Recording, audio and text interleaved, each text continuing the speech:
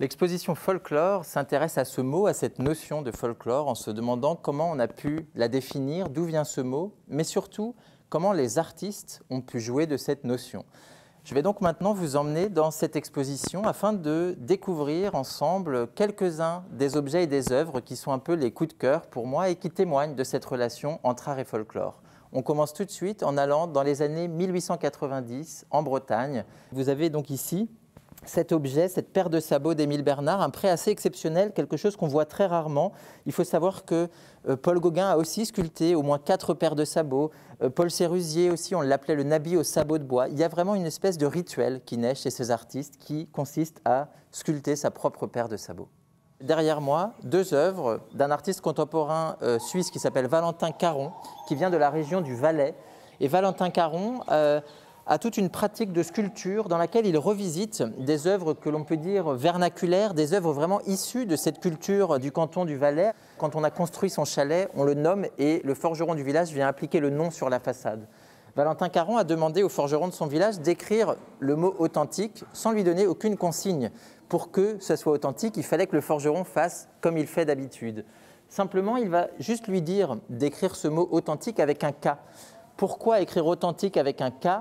Il y a déjà l'idée d'une fausse note, et puis il y a aussi un clin d'œil à l'album d'NTM, le groupe de rap qui sort à ce moment-là.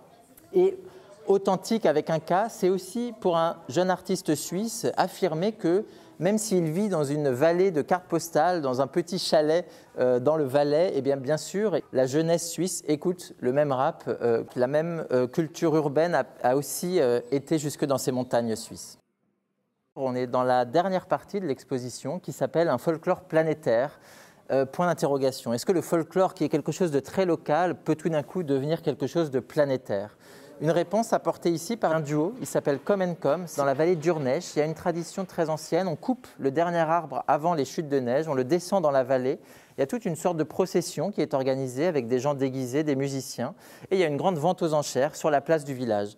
Chaque année, habituellement, c'est une famille qui a une scierie, qui fabrique des objets en bois, qui achète cet arbre et puis l'arbre devient des meubles. Mais en 2011, c'est 2 artistes qui remportent l'enchère à la surprise générale et ces artistes vont décider de faire un tour du monde des folklores à ce tronc d'arbre issu de cette région suisse.